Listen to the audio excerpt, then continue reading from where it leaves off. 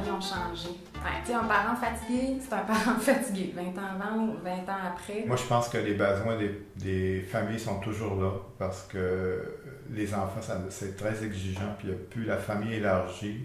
Par contre, je pense que le type de famille a changé beaucoup. Il y a beaucoup de ruptures, donc les besoins sont peut-être autres, mais un répit, c'est un répit. On vit dans une société où les gens sont beaucoup plus à leur affaire, beaucoup plus dans leur bulle. Donc, quand tu as des problèmes, quand quelque chose est un petit accro, ben c'est plus difficile de rattraper. Les familles ont toujours les mêmes besoins, parce que les familles ont besoin d'être soutenues, les familles ont besoin d'être comprises, les familles ont besoin de solidarité. J'aurais tendance à dire que la réponse qui était apportée par Répit, il y a 20 ans, les familles sont restées, oui, ont les mêmes besoins et Répit apporte une réponse qui est constamment en harmonie, si on peut dire, avec les besoins de ces familles-là.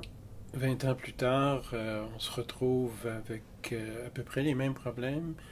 Pauvreté qui est encore plus importante dans la perspective où ça crée énormément d'iniquité. Très peu de chances de nos familles de prendre un break, de prendre du répit, comme dans les familles qui peuvent s'en payer.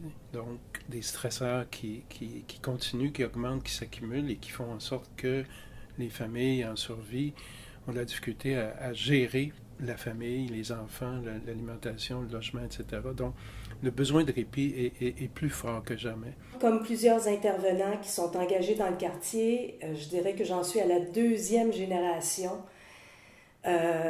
où nous intervenons auprès des familles.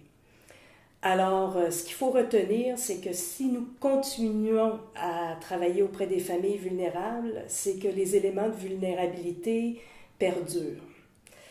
Et il faut considérer aussi que la situation des familles est d'autant plus difficile que les coûts de loyer augmentent, les frais de nourriture augmentent, mais le revenu des familles n'augmente pas. C'est-à-dire que la sécurité du revenu ne suffit pas à répondre aux besoins des enfants et aux besoins des parents. J'aurais envie aussi de finir en disant que la négligence, c'est quelque chose qui s'adresse à nous comme collectivité.